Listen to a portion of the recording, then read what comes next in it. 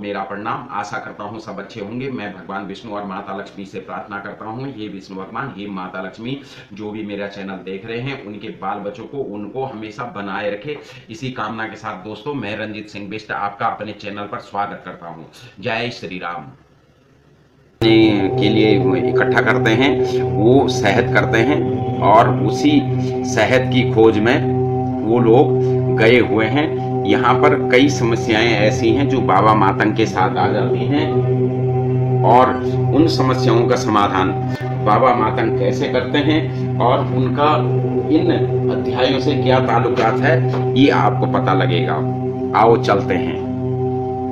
हनुमान जी के साथ शहद की खोज, इस अध्याय का जो नाम है।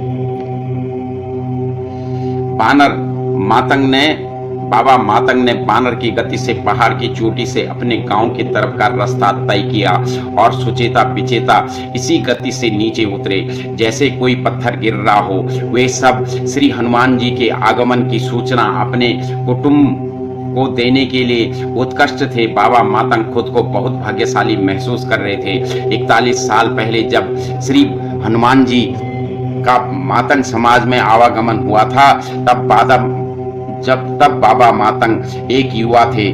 जब उन्होंने अपने जीवन के पुनः साक्षात हनुमान जी के दर्शन का सौभाग्य मिला था, उस उत्कर्षता और प्रसन्नता में उन्हें पहाड़ से नीचे उतरते हुए समय का बोध ही नहीं हो रहा था। वे थकान तथा निद्रा भी नहीं महसूस कर रहे थे। वो खुशी के गीत गुनगुनाते हुए तथा मन ही मन अगले दिन होने वाले श्री हनुमान चरण पूजा की तैयारी का खाका खींचते हुए नीचे उतर रहे थे। बाबा मातंग सोच रहे थे कि जब वे अपने डेरे में पहुंचेंगे तो अन्य लोग खुशियां मना रहे होंगे, क्योंकि सुचेता और विचेता उनसे पहले ही पहुंचकर सबको यह खुशखबरी दे चुकी होगी। लेकिन जब बाबा मातंग वहां पहुंचे तो पूरा तरह सन्नाटा छाया हुआ था। सब सोए हुए थे। उनका कुत्ता उन्हें देखकर वो जरूर थोड़ा रिरियाया। सुचेता और विचेता बानरें बेचैनी में वहां से कुछ दूरी पर इधर उधर कूद रहे थे। बाबा मातंग उन पर चिल्लाए और वे अज्ञानी आत्माओं, क्या तुम लोगों ने श्री हनुमान जी के आगमन की सूचना इन सबको नहीं दी है? देखो सब लोग कैसे चैन से सो रहे हैं। यह श्री हनुमान जी का अपमान है। यद्यपि बाबा मातंग चिल्लाए थे, लेकिन उन्हें अभ्यास हुआ कि उनकी आवाज उनके कानों तक भी नहीं पहुंची। उन्हें ऐसा लगा जैसे वे मूक व बधिर हो गए हों। सुचेता और विचेता भी ठीक इसी कारण इधर उधर बेचैनी से कूद रहे थे। वे अपने सहचरों को श्री हनुमान जी के आगमन की सूचना नहीं दे पा रही थी। बाबा मातंग ने अधीर होने के बजाय कुछ पल शांति से सोचा। उन्होंने अनुमान लगाया कि उनके बोलने की शक्ति श्री हनुमान जी के अलावा और किसी और ने नहीं खींची होगी, लेकिन उन्हें ऐसा कोई ध्यान नहीं आ रहा था कि हनुमान जी उन्हें इस तरह विकलांग क्यों बनाएंगे। उन्होंने अपनी आंखें बंद की और प्रार्थना करने लगे, हे संचार की देवी, मेरी जीवा आपका निवास स्थान है। अगर आप रूठ गई तो कोई भी मूक बधिर हो जाए। कृपया मुझे बताइए, आप मुझसे नाराज क्यों हैं? सेतु की टिप्पणी। अब यहाँ पर एक टिप्पणी सेतु वालों ने भेजी है। टिप्पणी क्या है वो आप देखिए। टिप्पणी यह है कि मातंगों के अनुसार, जो मातंग लोग होते हैं उनके अनुसार हर कार्य का या तो कोई देवता द्वारा निर्देशित होता है अथवा किसी राक्षस के द्वारा। वे हर कार्य से अपने उस कार्य से संबंधित देवता का आह्वान करते हैं और उसकी उपासना करते हैं। उसकी उपासना एक तरफा नहीं होती है। न केवल वे देवताओं से बोलते हैं, अपत्य देवता भी उनसे बोलते हैं। यह उनकी सबसे महत्वपूर्ण शक्ति है। जैसे जैसे आप आगे पढ़ेंगे यह पहलू आपको और भी साफ होता चला जाएगा और आप भी देवी देवताओं से बात करने लायक हो जाओगे। बोलो सियापति रामचंद्र की जय। बोलो पवन सुत हनुमान की जय। संचार की देवी बाबा मातंग के समक्ष प्रकट हुई और बोली, हे बाबा मातंग, आप विश्व की महाज्ञानी आत्माओं में से एक हैं, भला मैं आपसे कैसे नाराज हो सकती हूँ। मैं तो आपके बोले हुए शब्द पवन देव तक भली भांति पहुंचा रही हूँ। यह तो पवन देव ही बता सकते हैं कि आपके शब्द आगे क्यों नहीं जा रहे हैं। बाबा मातंग ने संचार की देवी को धन्यवाद दिया और पवन देव का आह्वान किया।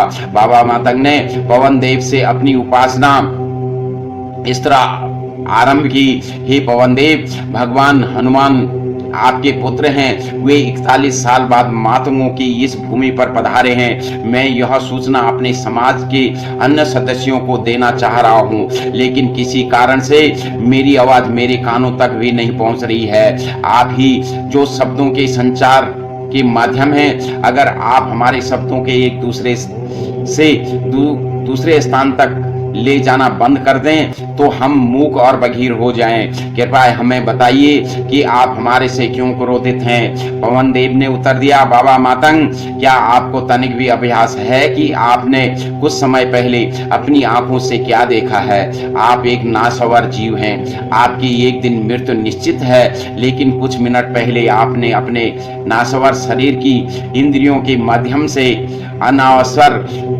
चिरंजीवी श्री हनुमान जी से वार्तालाप किया है। वे कोई साधारण मेहमान नहीं हैं जो आपकी धरती पर पधारे हैं, वे चिरंजीवी हनुमान हैं। उनके आगमन की सूचना का भार वहन करने की क्षमता शब्दों में नहीं है। आप मूक एवं बधिर नहीं हुए हैं। कुछ ऐसे शब्द बोलने का प्रयास करो जिनसे श्री हनुमान जी के आगमन की सूचना ना हो।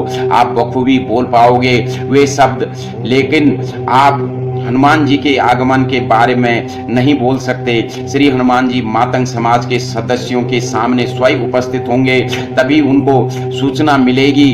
जब तक वे अन्य मातंगों को दिखाई दें, तब तक आप अपने जीवन कार्य पहले की तरह करते रहिए। अब आप जाइए और सो जाइए। बाबा मातंग को समझ में आ गया कि क्यों वे श्री हनुमान जी के आगमन के संबंध में कुछ नहीं बोल पा रहे थे। उन्होंने पवन देव को धन्यवाद दिया।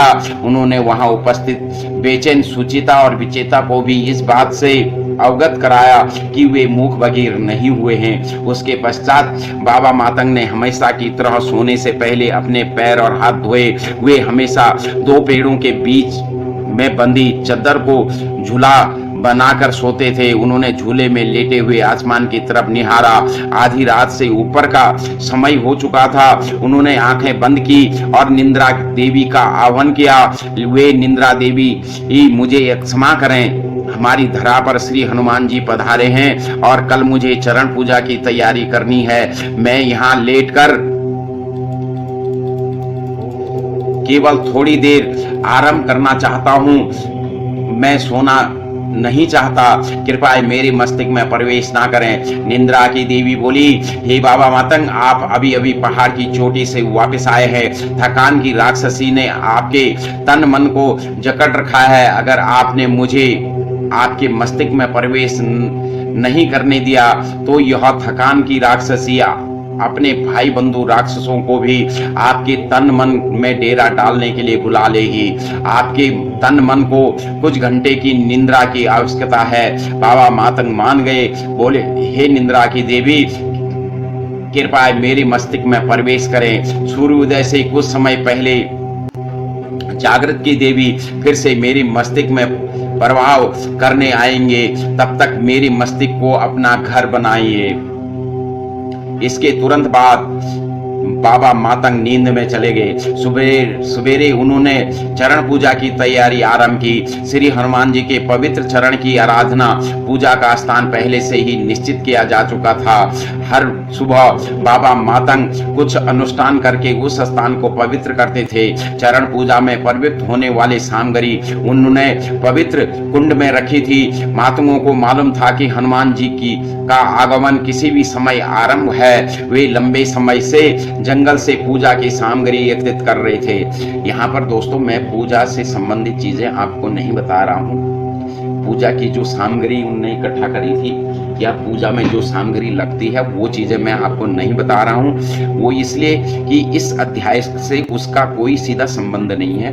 उस पूजा की सामग्री के बारे में मैं आपको आगे, जब आपकी थोड़ी आत्मा हनुमान जी के नजदीक हो जाएगी तब मैं आपको बता दूंगा।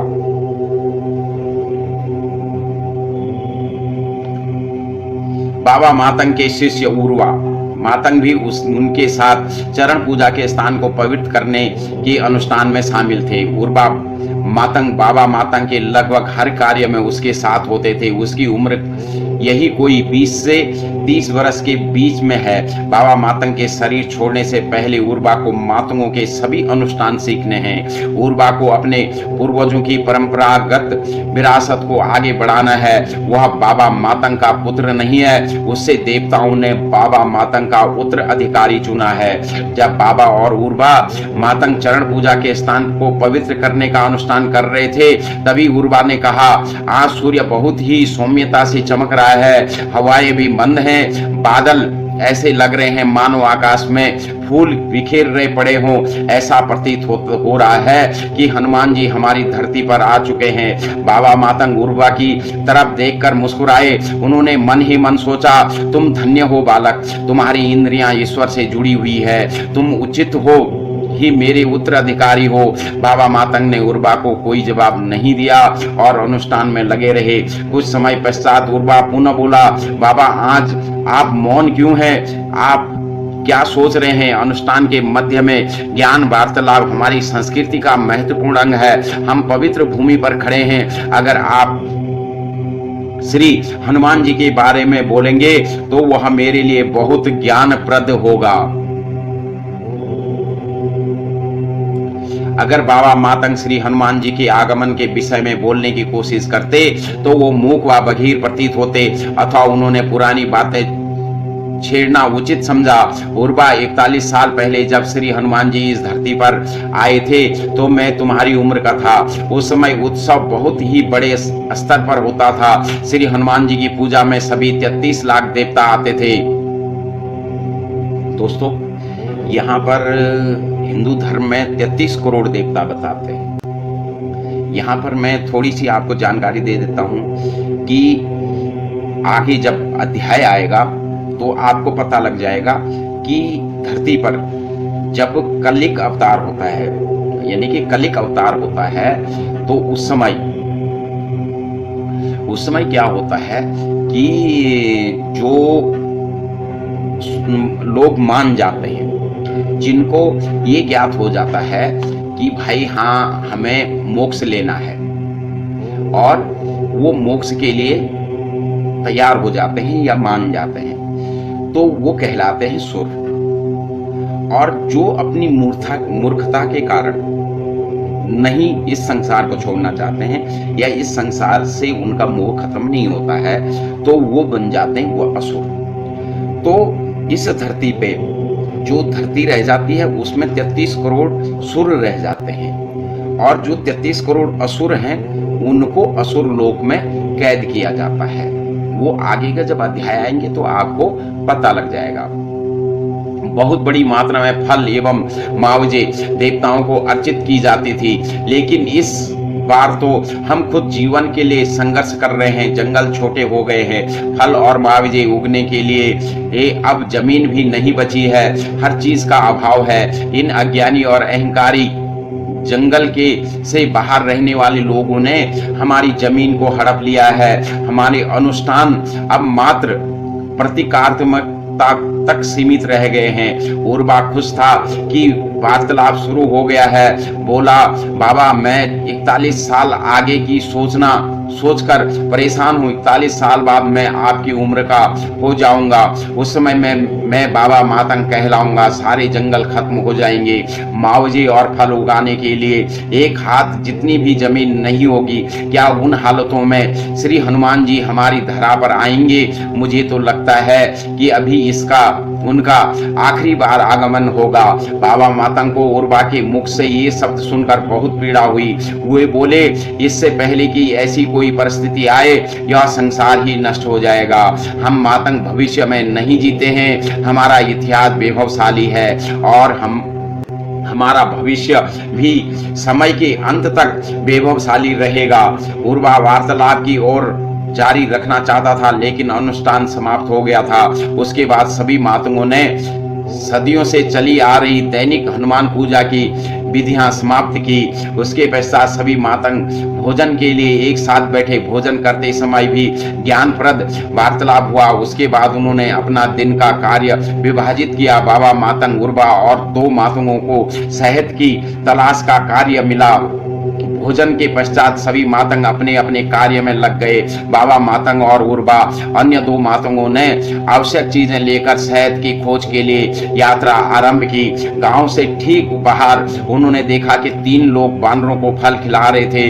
वे तीनों लोग मातंगों की वेशभूषा में थे, लेकिन वे ना तो मातंग थे और ना ही अन्य जंगलवासी। उनकी नाजुक और साफ त्वचा यह दर्शा रही थी कि वे तीनों बाहरी समाज के लोग हैं। बाबा मातंग उन्हें देखते ही थोड़ा चिड़चिड़े हो गए। वे ये तीनों लोग मातंगों के गांव के आसपास पिछले कई दिनों से मंडरा रहे थे। उन्होंने बाबा मातंग से मिलने की कोशिश भी की थी, लेकिन बाबा मातंग ने मिलने से इनकार कर दिया था। बाबा ने अन्य मातंगों से भी इन बाहरी लोगों से न मिलने का निर्देश जारी कर रखे थे। बाबा ने हमेशा से ही बाहरी समाज के लोगों के प्रति यह सख्त रवैया अपनाया है। मातंग हमेशा बाहरी लोगों से ही दूर रहते हैं। वे कभी उनके साथ मेल जोल नहीं करते, लेकिन उर्वा उन बाहरी लोगों के जीवन के बारे में जानने के लिए उत्कर्ष था। जो भी महान संत होते हैं, आप केदारनाथ चले जाओ, आप बद्रीनाथ चले जाओ, आप हेमकुंड साहिब चले जाओ, इन जंगलों में हमारा बचपन उन जगहों की बीता है। तो हम लोग उन जंगलों में क्या है कि बहुत ही ज्यादा जो संत लोग हैं वो होते हैं। उनको ना तो खाने से ही मतलब होता है, ना उनको सोने से मतलब होता है, ना उनको घर से मतलब होता है। वो बर्फ है तो बर्फ में ही लेटे रहते हैं, वो जल है तो जल में ही लेटे रहते हैं। अगर कभी आप लोगों का दर्शन करने का मन करे तो आप नैनीताल अगर कभी जाते हो तो नैनीताल से अंदर जंगलों में, एक बिहड़ जंगलों में एक मंदिर है, उसको बोलते हैं हेड़ा खान मंदिर। हेड़ा खान मंदिर में अघोरियों का गढ़ है। आप अगर कभी जाने का मन करता है आपका, तो आप जरूर जाइए और देखिए, उन बाबा लोगों के दर्शन कीजिए, उनके हाथ का आप भोजन करिए। जय बाबा महाराज की। जब इन तीनों लोगों ने बाबा मातंग, उर्वा तथा अन्य 2 मातंगों को आते देखा तो उन्होंने हाथ जोड़कर उन्हें नमस्कार किया। वे मातंगों के साथ कुछ बातें करना चाहते थे, लेकिन बाबा मातंग ने कोई रुचि नहीं दिखाई और चलते रहे। उर्वा को यह अभ्यास असंभव लगा। वह उन बाहर वालों के साथ बातचीत करना चाहते थे, लेकिन बाबा मातंग की मर्जी के खिलाफ नहीं जा सकता था। वह उन बाहर वालों की तरफ मुस्कुराया और चलता रहा। उर्वा ने बाबा मातंग से पूछा, बाबा आप इनसे इतना क्रोधित क्यों हैं? क्या हमें इनसे कम बात करके उन्हें ये नहीं जानना चाहिए कि वे क्या चाहते हैं? मैं मानता हूं कि उन बाहर वालों ने हमारे जंगलों का नाश कर दिया है और हमें अपनी रोजमर्रा की चीजों के लिए भी तरसा दिया है, लेकिन उससे हमारी दिव्यता का तो हर्ष नहीं होना चाहिए। हमें इन पर इस तरह क्रोधित नहीं होना चाहिए। बाबा मातंग ने उत्तर दिया, उर्वा अगर राक्षस मेरी संस्कृति पर आक्रमण करने आएंगे तो मैं यहाँ मुस्कुराते हुए सब कुछ नहीं देख सकता। मुझे राक्षसों को दूर रखने के लिए क्रोध दिखाना जरूरी है, लेकिन वे राक्षस नहीं है बाबा, और वे दूसरे बाहर वालों की तरह नहीं है। उनके पास कोई यंत्र भी नहीं है, कैमरा आदि। वो यंत्र बोलते हैं कैमरा को।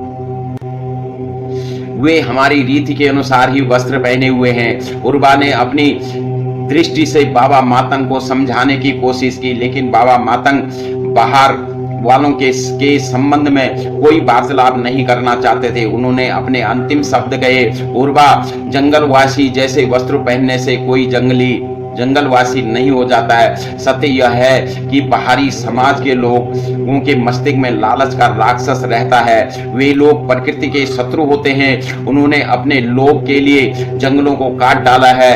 ये लोग अपने लालच के लिए कुछ भी कर सकते हैं। मुझे इन बाहर वालों से कोई शिकायत नहीं, मुझे उनके मस्तिष्क में बैठे लालच के राक्षस से परहेज है।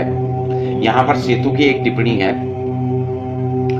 महात्माओं को दिनी में वंचित ये 3 बाहर वाले दरअसल सेतु के संत थे। हम इस समय महात्माओं से मेल जोल करने की कोशिश कर रहे थे ताकि हम उनके इतिहास और संस्कृति को समझ सकें। बाबा मातंग बाहरी समाज के लोगों के लिए बहुत सख्त है, लेकिन अपने समाज के लिए वे पिता की भांति हैं। बाद में आप देखेंगे कैसे उन्होंने सेतु के संतों को आत्मसता कर लिया। जब उर्वा ने देखा कि बाबा बाहर वालों के संबंध में कोई बात नहीं करना चाहते हैं, तो उसने बातचीत बंद कर दी और शहद खोजने में अपना ध्यान केंद्रित कर दिया। जब मधुमक्खी विभिन्न स्थानों से अपने छत की तरफ जाती है तो वे एक विशेष खुशबू बिखेरती हुई चलती है। हम मातंग में ही वह खुशबू महसूस करने की एक क्षमता है। बाबा मातंग और उर्वा अन्य 2 मातंग उसी खुशबू का पीछा करते हुए किसी नजदीकी मधु के छत की तरफ बढ़ रहे थे। एकाध मील की दूरी तय करने के पश्चात वह खुशबू बंद हो गई। उस खुशबू का स्थान एक अजीब सी दुर्गंध ने लिया। जब उन्होंने आसपास देखा तो एक बीमार कुतिया एक पेड़ के नीचे पड़ी हुई थी। बोलो सियापति रामचंद्र की जय, पवन सुत हनुमान की जय।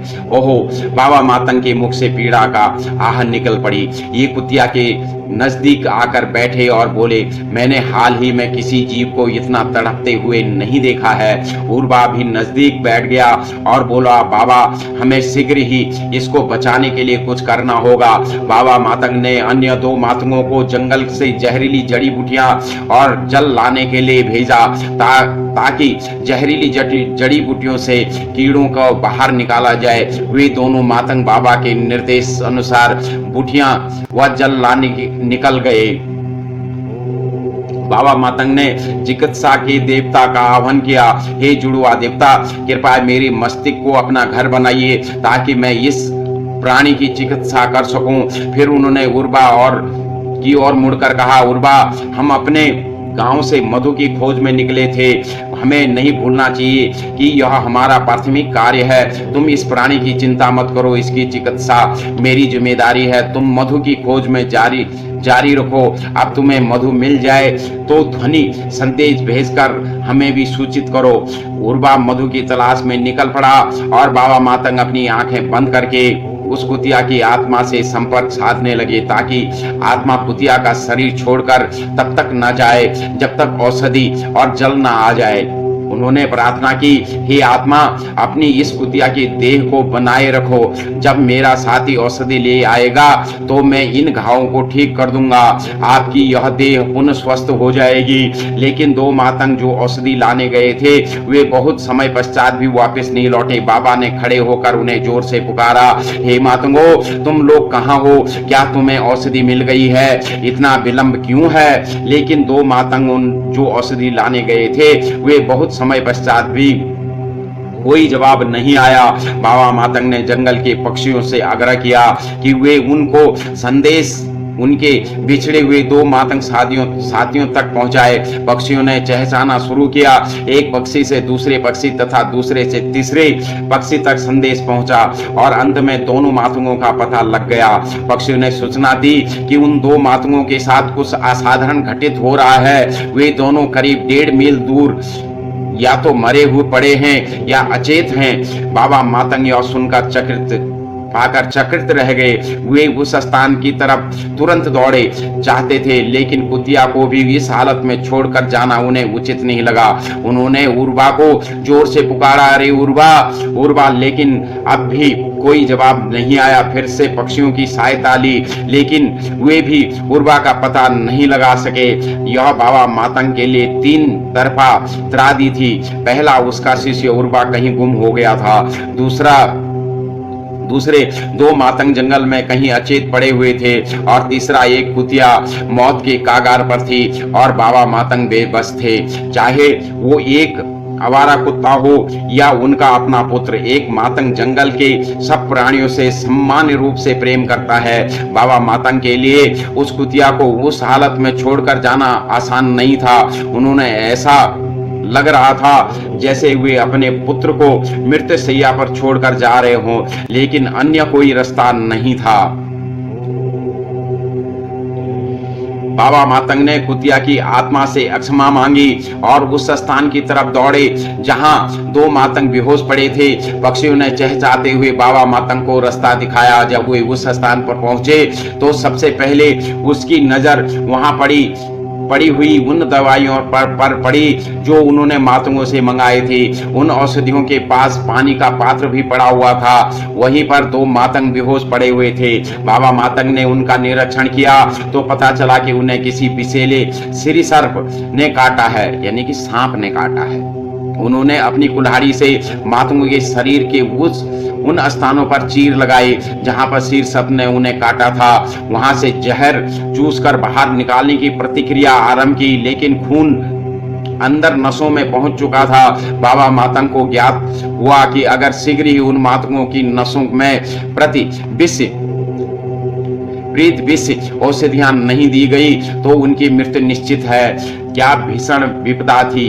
वहां पर विषैली औषधियां पड़ी हुई थी जिनसे कुतिया का इलाज किया जाना था, लेकिन कुतिया वहां से 1.5 मील दूर थी, अथवा वे औषधियां किसी काम की नहीं थी। उन मातंगों के लिए ऐसे विष औषधियां चाहिए थी जो उनके शरीर में फैले हुए चुके विष के प्रभाव को कम कर पाती। जिस मरीज के लिए औषधियां उपलब्ध थी वो मरीज वहां से दूर था, और जो मरीज पास में थे उसके लिए औषधियां नहीं थी। बाबा मातंग के हाथ कांपने लगे। उन्होंने जहर चूसकर बाहर निकालना जारी रखा, लेकिन उतना काफी नहीं था। बीच बीच में उन्होंने उर्वा मातंग को भी आवाज लगाने की कोशिश की, लेकिन कोई उत्तर नहीं मिला। दोस्तों, डिस्टर्ब कर रहा है, इसको मैं एरोप्लेन मोड पे डाल देता हूँ।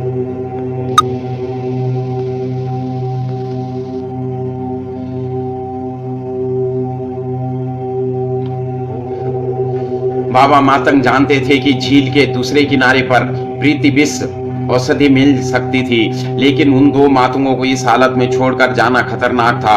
उनका जहर चूसकर बाहर निकालते रहना और उन्हें कृत्रिम सांसें उपलब्ध कराते रहना जरूरी था। इसी समय एक बानर ने उनकी सहायता करने का प्रस्ताव किया। बाबा मातंग ने बानर को उन औषधियों की पहचान बताई।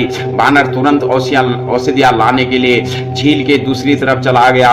निर्णायक समय बीतता जा रहा था, लेकिन बानर औषधियां लेकर वापस नहीं लौटा। बाबा मातंग उन 2 मातंगों को जीवित रखने के सभी तरीके आजमा रहे थे। उन्होंने सतह से पूरी तरह जहर सोख डाला था, लेकिन जो विष उनके रक्त में घुल चुका था वह उनके शरीर को नीला करता जा रहा था। बाबा मातंग एक करके उन दोनों को कृत्रिम सांसें उपलब्ध करा रहे थे, लेकिन औषधियों के बिना वे ज्यादा समय तक जीवित नहीं रह सकते थे। चिंताओं के राक्षस पहले से ही बाबा मातंग के दिमाग में घुस चुके थे। भय और चिंता की मारे उनके पसीने छूट रहे थे, उनका शरीर कांप रहा था। अंत में उन्होंने खुद ही झील के दूसरी तरफ जाकर जड़ी बूटी लाने की ठानी। वे झील के किनारे जितनी तेजी से दौड़ सकते थे दौड़े। झील के दूसरी तरफ उन्होंने उसी बानर को एक वृक्ष के दूसरे वृक्ष के बीच मस्ती में उछलते हुए देखा। वह बानर एक हाथ में औषधि लिए हुए था और दूसरे हाथ से मजे से केले खा रहा था। जब बाबा ने बानर को बेपरवाह केला खाते देखा तो वे अपना आभा खो बैठे हुए चिल्लाए, अरे बानर, तुम राक्षस हो। 2 लोग अपनी जिंदगी के लिए लड़ रहे हैं और तुम बेचित यहाँ केला खा रहे हो। मैंने तुम्हें औषधि लाने के लिए कहा था, तुम अपनी इंद्रियों को संतुष्ट कर रहे हो, तुम अपने समाज के लिए शर्म का कारक हो, तुम हमारे भगवान श्री हनुमान जी की उन गौरवपूर्ण कार्यों पर भी कलंक हो जब उन्होंने हिमालय के जंगलों से भगवान राम के भ्राता श्री लक्ष्मण के लिए औषधि लाकर उनकी जान बचाई थी। बानर पर बाबा मातंग के शब्दों का कोई असर नहीं हुआ। वह मजे से केला खाता रहा। जो औषधि उसके पास थी उसको भी उसने बाबा मातंग की तरफ फेंक दिया। बानर के इस व्यवहार से बाबा मातंग अत्यंत क्रोधित हो गए। उन्होंने एक छड़ी उठाई और बानर की तरफ मारने के लिए दौड़े। बानर भाग उठा। बाबा उसके पीछे दौड़े। वे बानर के प्रति कटु शब्दों का उपयोग करते जा रहे थे और जो भी चीज उनके रास्ते में आ रही थी वे उसको बानर की तरफ फेंक रहे थे। एक के बाद एक 3 त्रादियां ने बाबा मातंग को अंदर से हिलाकर रख दिया था। उनमें संत के सारे गुण मानो खत्म हो गए थे। अन्यथा क्या कारण था कि बाबा मातंग जैसे महात्मा एक बानर को पीटने के लिए उसके पीछे दौड़ रहे थे। अंत में बाबा मातंग थक गए। वे बानर को नहीं पकड़ सके। बानर रुक गया और एक पेड़ पर जा बैठा। फिर वहां से एक जानी पहचानी आवाज आई, बाबा आपको ये क्या हो गया? आप बेचारे बानर के पीछे क्यों पड़े हैं? यह उर्वा की आवाज थी जो उस पेड़ के नीचे शांति से बैठे हुए था। बाबा मातंग चिल्लाए, तुम यहाँ क्या कर रहे हो? उर्वा, मैं तुम्हें पुकार रहा था, तुमने उत्तर नहीं दिया। तुम्हारे 2 मातंग भाई मृत्यु से लड़ रहे हैं और तुम यहाँ शांति से बैठे हो। मैं श्री हनुमान जी के पवित्र चरणों में बैठा हूँ। बाबा, क्या आप उन्हें नहीं देख सकते? मृत्यु से कौन लड़ रहा है? आप यहाँ क्या बोल रहे हो? बाबा उर्वा ने पूछा। बाबा मातंग का मस्तिष्क क्रोध, प्रतिशोध, चिंता आदि राक्षसों ने नियंत्रण में था। यह कारण था कि वे श्री हनुमान जी को अपनी आंखों के सामने होते हुए भी नहीं देख पा रहे थे। लेकिन श्री हनुमान जी की कृपा से उन्होंने शीघ्र ही अपने मस्तिष्क में बैठे विभिन्न राक्षसों को पहचान लिया। बाबा मातंग कटे वृक्ष की भांति गिर पड़े। उनके पैर मृत्यु से हो गए। उन अपने दोनों हाथों को सामने की तरफ फैलाकर वे जमीन पर गिर पड़े। साष्टांग मुद्रा में गिरे हुए रोने लगे। जैसे ही उन्होंने श्री हनुमान जी के चरणों में स्वयं को समर्पित किया, सारे राक्षस उनके मस्तिष्क को छोड़कर भाग खड़े हुए। अनंत उन्हें श्री हनुमान जी की आवाज सुनाई दी, उठो बाबा मातंग, उठो। बाबा मातंग ने अपना सर उठाया। श्री हनुमान जी वहां खड़े खड़े मुस्कुरा रहे थे। उनका एक हाथ वृक्ष के तने पर था। उर्वा उनके चरणों में नीचे धरती पर बैठा हुआ था। बाबा मातंग ने पुनः साष्टांग प्रणाम किया और बोले, हे श्री हनुमान, मेरे 2 मातंग भाइयों को किसी विषैले सिर सर्प ने काटा है। कृपया उनकी जान बचाइए। इस कुतिया की भी जान बचाइए जो भयानक घावों से करहा रही है, मृत्यु की प्रतीक्षा कर रही है। कृपा करो प्रभु, कृपा करो। हनुमान जी मुस्कुराए और घनी हो गई। उन्होंने उत्तर दिया कि उधर उर्वा श्री हनुमान जी की देविक रूप से प्रकट हो रहे थे। हो रही असीम ऊर्जा की धारा में खोया हुआ था। वह आसपास को जो कुछ हो रहा था उससे अभिभूत था। बाबा मातंग के शब्द सुनकर उससे आश्चर्य हुआ। बोला, बाबा कुतिया को क्या हुआ? क्या आपने उसकी चिकित्सा नहीं की? लेकिन उन्होंने तो मुझे बताया कि कुतिया अब ठीक है। ऐसा तुम्हें किसने बताया? बाबा मातंग ने पूछा। उर्वा ने कुछ दूरी पर स्थित दूसरे वृक्ष की ओर इशारा किया। दोनों मातंग जो कुछ देर पहले सिर सर्प के काटे जाने से बेहोश पड़े थे, वे उस वृक्ष पर लगे मधुमक्खी के छत्त से मधु निकाल रहे थे। बाबा मातंग को अपनी आंखों पर विश्वास नहीं हुआ। बोलो हनुमान जी की जय। अब हनुमान जी बोले, हे बाबा मातंग, आज आप मधु खोजने के लिए अपने गांव से निकले थे, लेकिन रास्ते में कुछ और काम आपको मिल गए जिसके कारण आप विचित हो गए। उन विचलानों को निभाने के पश्चात आप पुनः अपने मधु खोज के रास्ते पर वापस आ सकते थे, लेकिन आप अचानक आए कामों को पूरा करने के बजाय उनसे उलझते चले गए। अरे भाई, जब बानर ने आपकी तरफ औषधि फेंक दी थी तो उस पर क्रोधित होकर उनके पीछे भागने के बजाय आपको औषधि उठाकर वापस जाना चाहिए था, आप आसानी से अपने दोनों साथियों को ठीक कर सकते थे। फिर उन मातुओं के पास पड़ी विषैली औषधि और पानी को लेकर आप कुतिया के पास जा सकते थे और उससे ठीक कर सकते थे, और उसके बाद आप फिर से अपने मधु की खोजने के कार्य में लग जाते। मुझे माफ कर दीजिए प्रभु, मैं आपकी परीक्षा उत्तीर्ण नहीं कर सका। बाबा मातंग अपने बारे में दोष और हीनता की भावना से घिर गए।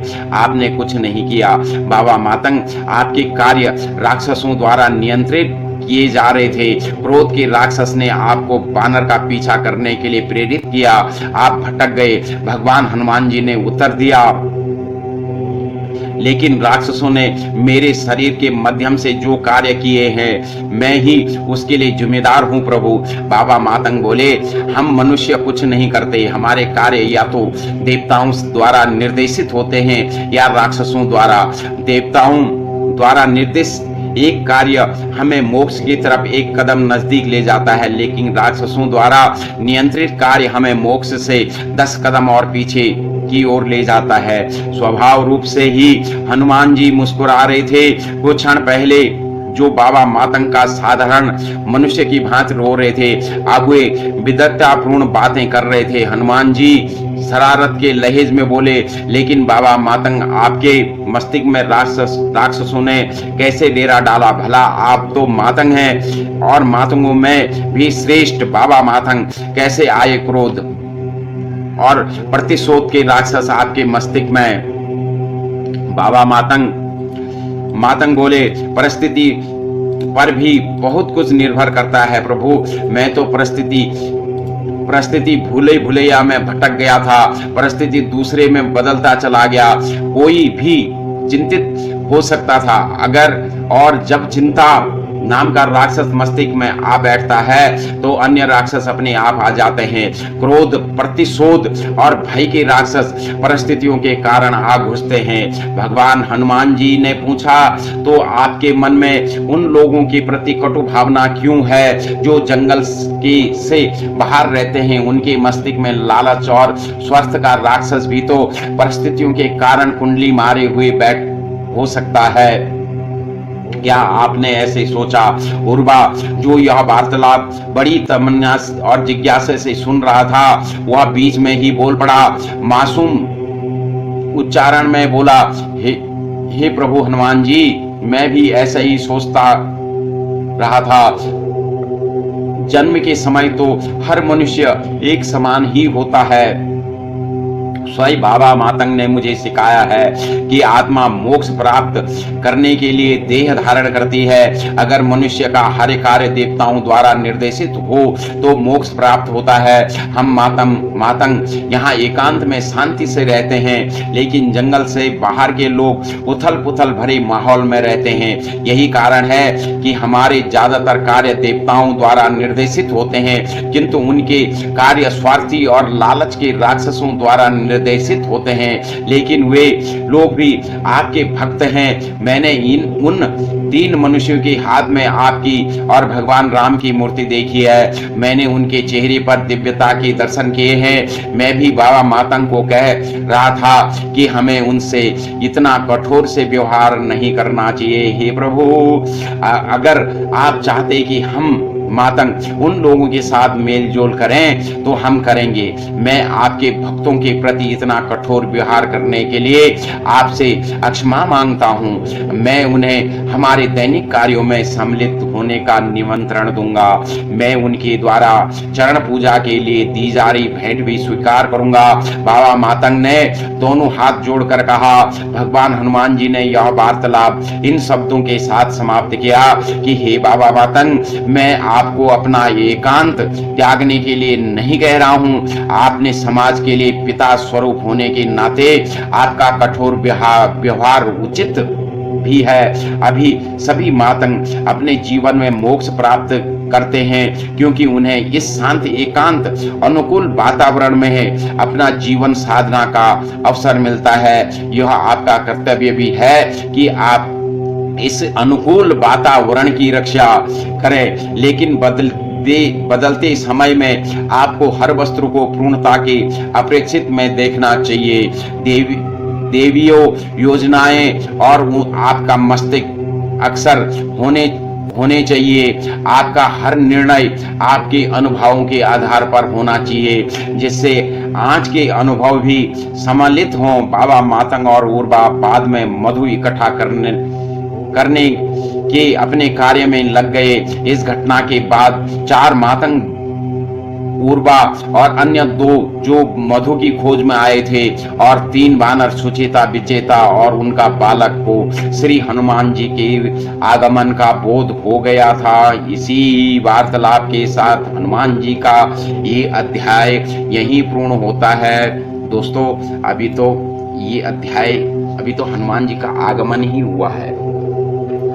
जब हनुमान जी का पूर्ण आगमन हो जाएगा, उसके बाद जो चरण पूजा का, यानी कि जो पूजा पाठ का विधान शुरू होगा, वही असली विधान होगा। और मैं इसी के साथ आप लोगों से इजाजत चाहता हूं, और आशा करूंगा कि आप लोग मेरे साथ हमेशा बने रहिए और हमेशा